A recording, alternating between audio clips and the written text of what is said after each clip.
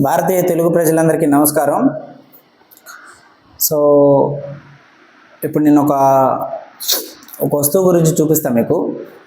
So అది నేను మొన్న గోవా వెళ్ళినప్పుడు కొన్నా. ఆ వస్తువు పేరు వచ్చేసి సింగింగ్ బౌల్. దీన్ని సింగింగ్ బౌల్ అంటారు. సో ఇది బుద్ధిజంలో ఒక మెడిటేషన్ టెక్నిక్ ఉపయోగించి మైండ్ ఎప్పుడైనా మీకు కోపంగా ఉన్నా, కొంచెం అలసటగా ఉన్నా, లేకపోతే కొంచెం తలనొప్పిగా అనిపించినా మీరు ఈ సింగింగ్ బౌల్, దీన్ని మెడిటేషన్ బౌల్ అని కూడా అంటారు, దీన్ని యూజ్ చేసి మనం దాన్ని తగ్గించుకోవచ్చు. సో ఇది నేను గోవా వెళ్ళినప్పుడు కొన్నా. ఐ థింక్ ఇది ఒక 800 పడింది. సో అమెజాన్లో మీకు 600కే దొరుకుతుంది. సో అక్కడ గోవాలో షాప్లో ఉన్నాం కాబట్టి వాళ్ళు రేట్ అలాగే చెప్పారు. సో ఇప్పుడు దీని టెక్నిక్ ఏంటంటే, అరచేయి ఎప్పుడు కూడా ఇట్లా ఉండాలి. అరచేయి ఓపెన్గా ఉండాలి, ఇట్లా పట్టుకోకూడదు. ఇట్లా పట్టుకుంటే సౌండ్ రాదనమాట. అరచేయి ఓపెన్గా ఉండాలి. సో ఈ స్టిక్ ఉంది కదా, ఈ స్టిక్ని ఇలా పెట్టి, so if you just do one sound like this, ఇప్పుడు ఇది మన గుడిలో గంట కొట్టిన వస్తుంది కదా, గుడిలో గంట కొట్టినప్పుడు మనకు ఆ వేవ్స్ వస్తాయి. సో ఆ వేవ్స్ మన మైండ్ని చాలా రిలాక్స్ చేస్తాయి అన్నమాట, మనం ఎప్పుడైనా గుడికి వెళ్ళి గంట కొట్టినప్పుడు. సో సేమ్ అదే కైండ్ ఆఫ్ వైబ్రేషన్ ఇది కూడా. అయితే రోజు గుడికి వెళ్ళలేం కాబట్టి బుద్ధిజంలో ఉన్న వాళ్ళు ఈ కైండ్ ఆఫ్ టెక్నిక్ కనిపెట్టారు. సో ఇప్పుడు దీని టెక్నిక్ ఏంటంటే, ఇప్పుడు ఇలా కొట్టారు కదా, ఒక వేవ్ వస్తుంది. ఆ వేవ్స్ని మీరు కనుక మళ్ళీ ఇంటరాక్ట్ అయితే అందులోంచి మళ్ళీ ఇంకొన్ని వేవ్స్ పుడతాయి అన్నమాట. సో దాన్ని ఎట్లా చేయాలి అంటే, దీన్ని ఇలా కొట్టిన తర్వాత ఇన్నర్ సైడ్గా ఇటు రొటేట్ చేయాలి. దీన్ని ఈ గోల్డ్ కలర్లో కనిపిస్తుంది కదా, ఈ గోల్డ్ కలర్కి ఆనుకుంటూ ఇట్లా రొటేట్ చేయాలి స్టిక్ని. సో ఇప్పుడు ఎట్లాగో చూద్దాం.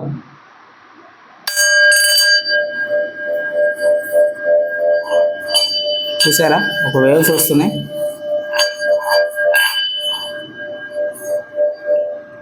తీసేస్తే ఆగిపోతాయి. సో మళ్ళీ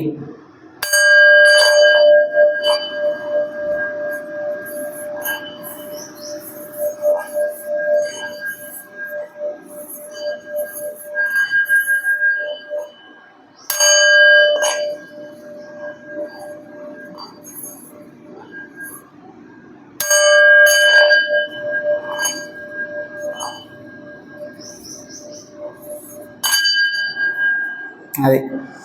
సో ఎవరైనా సరే కొనుక్కోవాలనుకుంటే కొనుక్కోవచ్చు, చాలా యూజ్ఫుల్గా ఉంటుంది. వర్క్ చేసేటప్పుడు ఒక పావు గంట, ఒక 10 minutes రెస్ట్ తీసుకోవాలనుకుంటే ఈ singing bowl it is meditation bowl use చేసి మనం చాలా రిలాక్స్ అవ్వచ్చు. సో ఇంకొక విషయం వచ్చేసి, ఇప్పుడు మీరు నా వెనుక ఏదైతే డయాగ్రామ్ చూస్తున్నారో, సో ఈ డయాగ్రామ్, ఈ పెయింటింగ్, ఇది యాక్చువల్గా ఈ పెయింటింగ్ ముందు నేను చూపిస్తాను. సో ఈ పెయింటింగ్ చూడండి ఒకసారి. ఇది ఎవరో మీకు తెలుసు, ఎంఎస్ నారాయణ గారి పెయింటింగ్. సో ఎంఎస్ నారాయణ గారు మనందరి దృష్టిలో ఎంఎస్ నారాయణ గారు అంటే ఒక కమీడియన్. కానీ నా దృష్టిలో ఎంఎస్ నారాయణ గారు ఒక గొప్ప ఫిలాసఫర్. యాక్చువల్గా మీకు కుదిరితే ఏబిఎన్ ఆర్కే గారితో చేసిన interview, open heart with RK interview ఉంటుంది ఎంఎస్ నారాయణ గారిది, చూడండి. అసలు ఆ ఇంటర్వ్యూలో ఒక ఫిలాసఫీ ఉంటుంది, ఒక కామెడీ ఉంటుంది, ఒక లైఫ్కి సంబంధించిన ట్రూత్ ఉంటుంది, ఒక పోరాటం ఉంటుంది. సో మీకు అర్థమవుతుంది అప్పుడు ఒక మనిషి MS Narayana garu he's not only a comedian, he's a great philosopher అని అర్థమవుతుంది. కుదిరితే ఆ ఇంటర్వ్యూ చూడండి. ఇంటర్వ్యూ మొత్తం ఎక్కడ కూడా మిస్ కాకుండా చూడండి, చాలా చాలా ఇన్స్పైరబుల్గా ఉంటుంది. ఆ ఇంటర్వ్యూ మొత్తంలో ఆయన ఒక దగ్గర ఆయన సినిమా అవకాశాల కోసం లెక్చరర్గా చేస్తూ ఆయన వెస్ట్ గోదావరి డిస్టిక్లో, I think, I'm not sure, west Godavari ఆ గోదావరి జిల్లాలో ఆయన లెక్చరర్ జాబ్ చేస్తూ సినిమా అవకాశాల కోసం ప్రతిరోజు ప్రతి వీకెండ్ ట్రైన్కి చెన్నై వచ్చేవాడు. అలా వస్తూ చివరికి ఇంకా పిల్లలు ఉన్నారు, మ్యారేజ్ అయిపోయింది, ఇంకెందుకు నాకు ఇది అవకాశాలు రావట్లేదు, నేను తిరిగి వెళ్ళిపోదామని నిర్ణయించుకొని ఆయన చాలా ఓపెన్గా చెప్పాడు. ఒక క్వార్టర్ మందు తాగి పడుకున్నప్పుడు ఆయన ఆలోచించుకున్నాడు, నేను ఎన్నో కథలు రాస్తున్నాను, నా కథలో హీరో చాలా ఛాలెంజింగ్గా, చాలా ధైర్యంగా ప్రతిదీ ఎదుర్కొని నిలబడతాడు. కానీ నేను మాత్రం ఇలా ఇంకా పిరికితనంగా వెనక్కి తిరిగి వెళ్ళిపోవాలా, ఈ ప్రయత్నం వదిలేసి ఇలా ఎందుకు చేయాలి, ఎందుకు నేను పోరాడకూడదు, నేను రాసే కథలో నేను రాసే హీరో మాత్రం అన్నిటిని ఎదుర్కొంటాడు, నేను మాత్రం ఎదుర్కోకూడదా అని నిర్ణయించుకొని సడన్గా ఆయనకు ఒక లైన్ తట్టింది మనసులో. సో నిద్ర లేచి పెన్ను పేపర్ తీసి అప్పుడు రాశాడు లైన్. ఏంటది అంటే ఆ లైన్ ఏదో కాదు, ఇదే: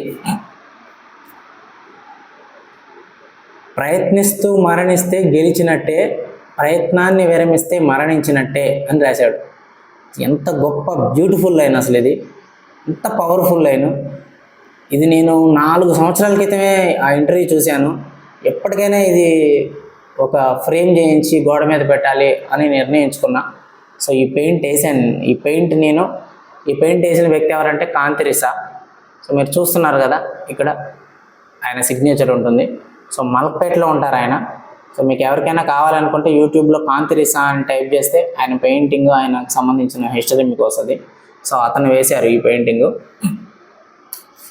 సో కొటేషన్ చూడండి ఒకసారి: ప్రయత్నిస్తూ మరణిస్తే గెలిచినట్టే, ప్రయత్నాన్ని విరమిస్తే మరణించినట్టే అన్నాడు. అంటే దాని అర్థం ఏంటంటే,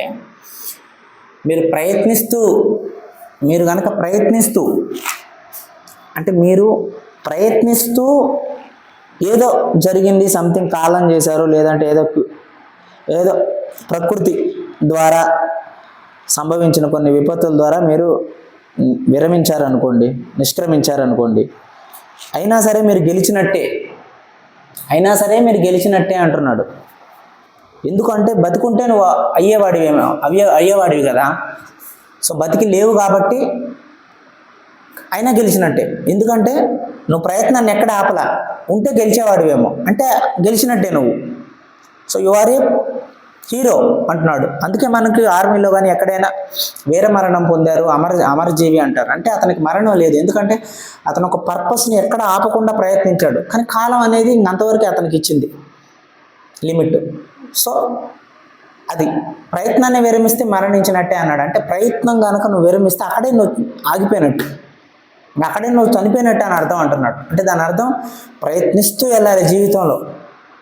ఫ్రెడరిక్ నీషే కూడా అదే అంటాడు. ఒక ప్రయత్నాన్ని చేస్తూ లక్ష్యాన్ని సాధించిన తర్వాత ఆ సాధించటంలో లేదు ఆనందం అనేది. ఆ సాధించడానికి, ఆ లక్ష్యాన్ని చేరుకోవడానికి నువ్వు వెళ్ళే మార్గంలో నువ్వు ఎదురుపడే పరిస్థితులు, ఆ కఠినమైన దారుని నువ్వు ఎదుర్కొనే సంకల్పం, ఆ ప్రయత్నంలోనే ఆనందం ఉంది అని అంటాడు. సో ఎనీవే, మీకు ఎప్పుడైనా ఏదైనా ఒక మంచి మాట, మీకు ఒక ఎక్స్పీరియన్స్ని, ఒక అనుభవాన్ని, బలాన్ని ఇచ్చినప్పుడు దాన్ని ఖచ్చితంగా ఒక ఫ్రేమ్ రూపంలో కానీ, లేదంటే ఒక ఫ్లెక్స్ రూపంలో కానీ మీరు డిజైన్ చేసుకుని పెట్టుకుంటే అది చాలా చాలా పాజిటివ్ ఎనర్జీ ఇస్తుంది. సో మనం ఇప్పుడు టాపిక్లోకి వెళ్దాం. సో నిత్య జీవితంలో ధ్యానం అనే సిరీస్లో ఇప్పుడు పార్ట్ 11 గురించి మనం మాట్లాడుకోబోతున్నాం. సో పార్ట్ 11లో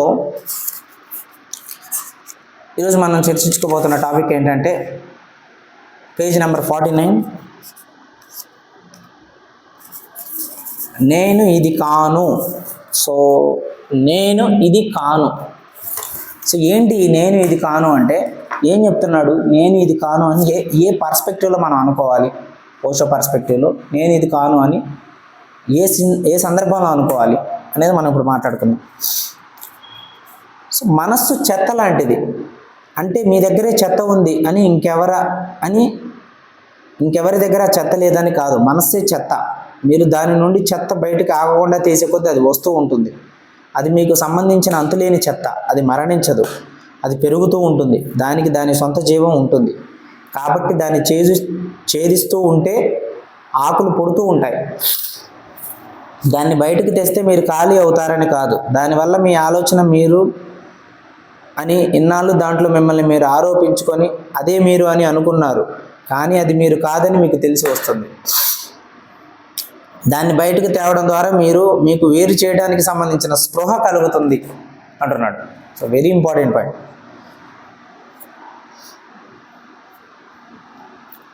సో అగాధం తెలుస్తుంది, మీకు దానికి మధ్య భేదం తెలిసి వస్తుంది.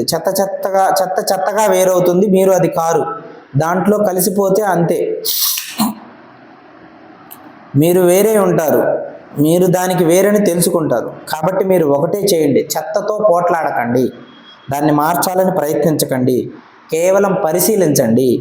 ఒక సంగతి మాత్రం గుర్తుంచుకోండి, నేను అది కాను. దీన్ని మంత్రంగా చేసుకోండి, నేను అది కాను.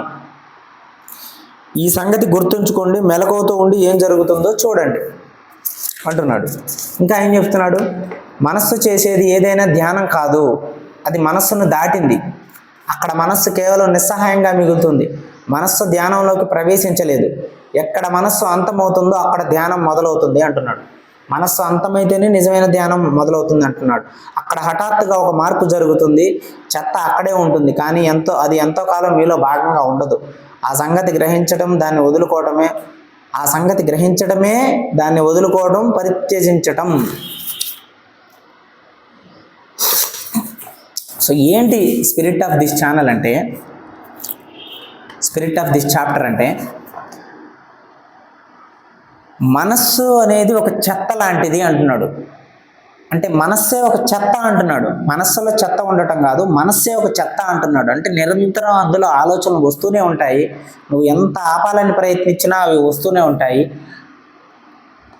అలా చేసి చేసి చేసి చివరికి నువ్వు అలసిపోవాల్సిందే. అలా ఎంతకాలం చేస్తావు నువ్వు? ఎంతకాలం ఆ మనసుని ఆపటానికి ప్రయత్నించి అలసిపోతావు నువ్వు? అలా ఎప్పటికీ చేయొద్దు. మరి ఏం చేయాలి అని అంటే, ఏం చేయాలని మన కోసో చెప్తున్నాడు? మనస్సులో ఉండే చెత్త నీది కాదు అని గ్రహించు. ఎప్పుడైతే నువ్వు ఆ చెత్తకి నీకు సంబంధం లేదు అని నువ్వు గ్రహిస్తావో, అంటే మీకు ఇప్పుడు భయం వచ్చింది, భయంలోకి దూరొద్దు నువ్వు. కోపం వచ్చింది, కోపంలోకి దూరొద్దు నువ్వు. జలస్ వచ్చింది, జలస్లోకి దూరొద్దు నువ్వు. ఒక కైండ్ ఆఫ్ భ్రమ ఏదో కలిగింది నీకు, ఏదో అయిపోతుందేమో అని, అందులోకి దూరొద్దు నువ్వు. ఇది ఎందుకు వస్తుంది, ఎక్కడి నుంచి వస్తుంది అని దాని నుంచి వేరుగా అయ్యి ఒక స్పృహతో దాన్ని జస్ట్ చూడు. అప్పుడు ఏమవుతుందంటే ఆ చెత్త వేరు నువ్వు వేరు అనే ఒక స్పృహ నీకు కలుగుతుంది అంటున్నాడు. ఎప్పుడు కలుగుతుంది అది?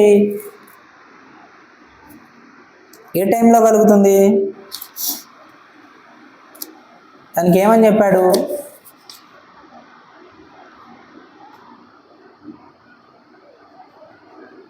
దాన్ని బయటకు తెస్తే మీరు ఖాళీ అవుతారని కాదు, దానివల్ల మీ ఆలోచనే మీరు అని ఇన్నాళ్ళు దాంట్లో మిమ్మల్ని మీరు ఆరోపించుకొని అదే మీరు అనుకున్నారు, కానీ అది మీరు కాదని మీకు తెలిసి వస్తుంది. దాన్ని బయటకు తేవడం ద్వారా మీకు వేరు చేయడానికి సంబంధించిన స్పృహ కలుగుతుంది. బయటకు తెస్తే అంటున్నాడు. ఎట్లా తేవాలి ఆలోచనలు బయటికి? ఆలోచనలు బయటకు తేవడం అంటేనే చలనశీల పద్ధతి. అదే ఇందాక చెప్పాం కదా, ఒక డ్యాన్స్ చేయడం ద్వారా, లేదంటే ఒక పబ్బులకి వెళ్ళి మనం అరవటం ద్వారా, లేకపోతే రూమ్లో ఒంటరిగా ఉన్నప్పుడు, లేకపోతే మీరు ఏదైనా క్రికెట్ ఆడుతున్నప్పుడు గట్టిగా అరవటం ద్వారా, ఏదైనా సరే మీ బాడీని నిరంతరం కదిలించే ఒక పద్ధతి. అది పని చేయటం కానీ, సింగింగ్ కానీ, డ్యాన్సింగ్ కానీ, స్పోర్ట్స్ ఆడటం కానీ, జిమ్లో మీరు జిమ్ చేస్తున్నప్పుడు గట్టిగా అరవటం కానీ, ఆ చలనశీల పద్ధతుల ద్వారా నువ్వు అరవటం ద్వారా కొంతవరకు మీ ఎమోషన్స్ అనేవి బయటకు వస్తాయి. బయటకు వస్తున్నాయి అంటే దాని అర్థం ఏంటి? మీ నుంచి వేరే అవుతుంది, మీది కాదని కదా అర్థం. మీది అంటే అది మీతోనే ఉంటుంది. ఇప్పుడు కళ్ళు ఉన్నాయండి, మనతోనే ఉంటుంది. కళ్ళు మనవి. మనసు, బ్రెయిన్ ఉంది, బ్రెయిన్ మనతోనే ఉంటుంది, బ్రెయిన్ మనది. కానీ ఆ బ్రెయిన్లో ఉండే ఆలోచనలు మనవి కాదు, ఎందుకంటే అవి బయటికి వెళ్ళిపోతాయి. అదే కదా అంటున్నాడు, దాన్ని బయటికి తెస్తే. సో దానికి కోరుకునే మనస్సు చేసేది ఏదైనా ధ్యానం కాదు, అది మనసును దాటింది. అక్కడ మనస్సు ధ్యానంలోకి ఎక్కడ మనసు అంత ఉందో అక్కడ ధ్యానం మొదలవుతుంది అంటున్నాడు. అది అంటే ఎప్పుడైతే మీరు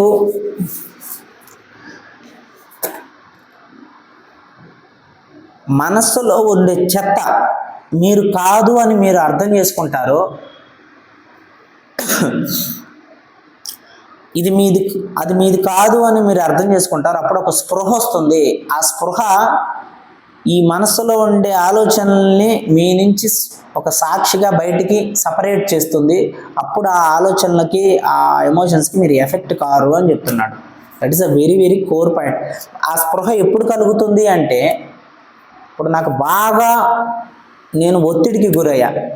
చాలామంది ఏం చేస్తారు, ఒత్తిడికి గురైనప్పుడు ఫ్రెండ్స్ని అందరిని పిలుచుకొని మందు తాగుతారు. మందు తాగి పాటలు పెట్టుకొని డ్యాన్సులు వేస్తారు గట్టిగా. కరెక్ట్గా తెల్లారి నిద్రలేసి చూడండి, చాలా ప్రశాంతంగా ఉంటారు. అంటే ఏమైంది, ఎటుపోయింది నీ ఒత్తిడి ఎడిపోయింది, నీ ఒత్తిడికి సంబంధించిన ఆలోచనలు ఎడిపోయినాయి. అవి రాత్రి నువ్వు చేసే అరుపులు, నువ్వు చేసే ఎంజాయ్మెంట్లో బయటికి వెళ్ళిపోయినాయి. అంటే బయటికి వెళ్ళిపోయాయి ఆ ఆలోచనలకు సంబంధించిన ఒత్తిడి, ఆ ఆలోచనలన్నీ బయటికి వెళ్ళిపోయాయి. అంటే బయటికి వెళ్ళేది ఏదైనా మీదవుతుందా? ఇంట్లో అమ్మ నాన్న, అక్క చెల్లి, అన్న తమ్ముడు ఉంటారు, వాళ్ళు మీ వాళ్ళు. చుట్టాలు వస్తారు పోతారు, బయట వాళ్ళు వస్తారు పోతారు. నీతో ఉండే వాళ్ళే కుటుంబం, వచ్చిపోయే వాళ్ళని చుట్టాలు అంటారు, లేదంటే బయట వాళ్ళు అంటారు కదా. సో అలాగే మనసు అనే ఆలోచనలు, మనసులోని ఆలోచనలు బయటికి వెళ్ళిపోతాయి. బయటికి వెళ్తున్నాయి అంటే అప్పుడు నీకు అర్థమవుతుంది, ఓకే ఇది బయటికి వెళ్ళిపోతుందంటే ఇది నాది కాదు, దీన్ని లోపల పెట్టుకొని ఇది నాది అని నేను మోయటం ద్వారా ఈ ఒత్తిడికి నేను గురవుతున్నాను అని మీరు అర్థం చేసుకుంటారు. ఎప్పుడైతే అర్థం చేసుకుంటారో ఒక స్పృహ కలుగుతుంది. ఆ స్పృహ మిమ్మల్ని, ఆలోచనల్ని వేరు చేసి ఎఫెక్ట్ కాకుండా చూస్తుంది. అప్పుడు మీరు దేనికి ఎఫెక్ట్ గారు, ఆలోచనలు జస్ట్ వాడుకుంటారు. అది ఓషో గారు మనకి ఇక్కడ చెప్తుంది. So that is the spirit of this chapter. So మళ్ళీ మనం ఆచరణకి, ప్రయోజనానికి అనుగుణంగా ఉన్న అక్షరాలతో మళ్ళీ మనం కలుద్దాం. అప్పటి వరకు సెలవు. నేను రాకింగ్ రవి. జై హింద్.